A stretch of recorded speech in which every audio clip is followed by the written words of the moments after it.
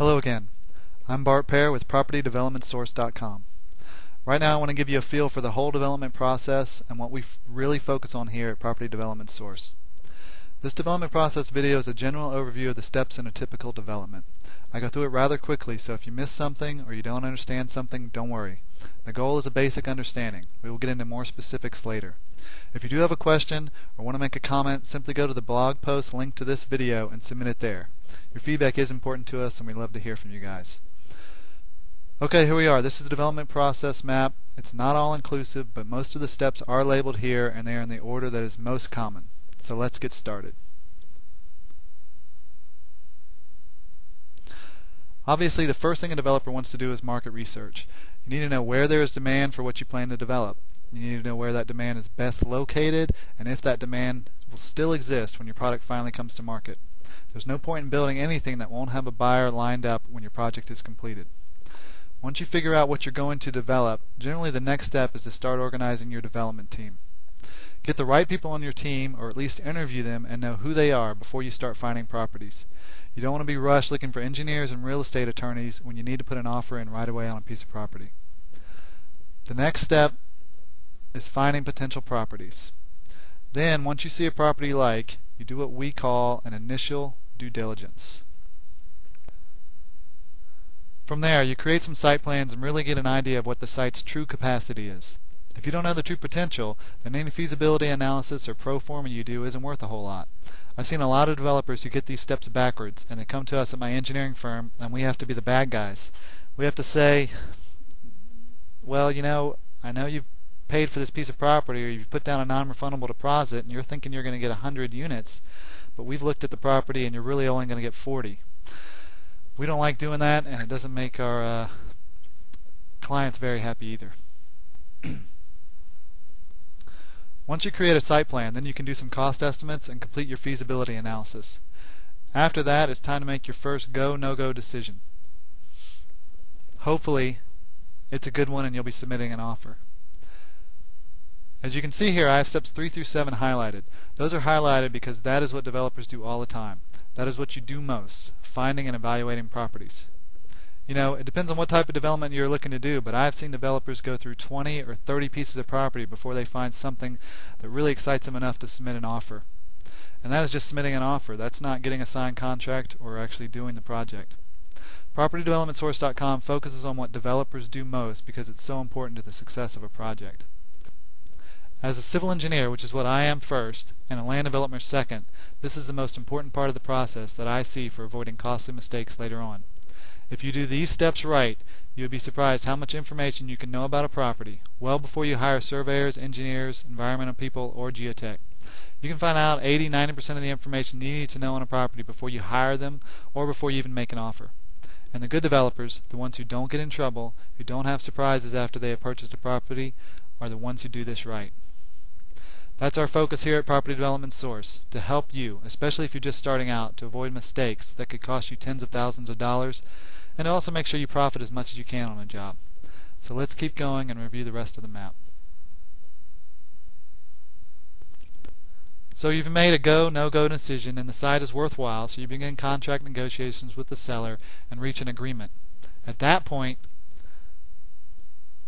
you begin the financing process. And then the development team that you had organized way back in step 2, well, now you're hiring them. You've got scopes of work to review, contracts to sign, and you're getting your team rolling. At that point, you're conducting further due diligence and you're letting your team of experts do further due diligence as well. You may be meeting with agencies and doing some preliminary, what we call pre-app meetings or preliminary permit application meetings to find out what their take is on a project and to find out what other problems you may have. Once you go through that stage, it is best to redo your feasibility study and make another go, no-go decision.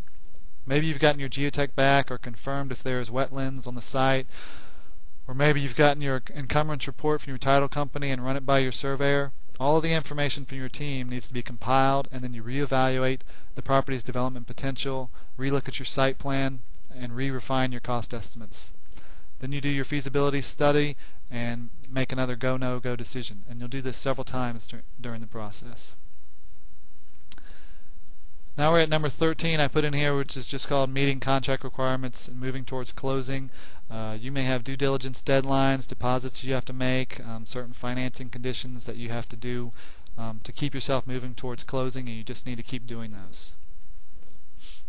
So you move on to step 14 and you begin the permitting process. At this point you've got your engineers and architects running full bore. They're submitting nearly completed construction plans for site plan permitting and building permits and all the other permits that are required for the project. Hopefully, if this hasn't happened earlier, your financing is approved and you can close on the property. Your closing may occur earlier or later, preferably later obviously. I've been involved in projects where they didn't close until after the permitting was completed and they were already getting bids from their contractors to do the job. You can't get a better time than that to close because your land carrying costs are minimal. But I've shown this step right before you complete your permit process because that is typical. So as I said, you complete your permit process, you take those plans that have been approved by the agencies, and you go out and get your final construction bids.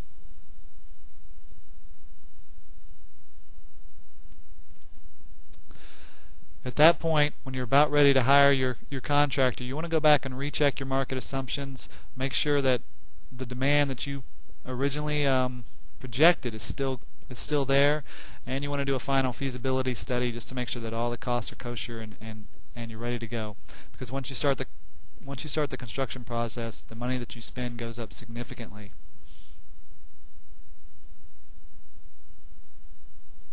Next you start construction, and then you move on and complete construction and get your certificate of occupancy. Obviously I could have included a lot of steps in this portion of it, but I wanted to keep this overview pretty simple and try to make it as brief as possible.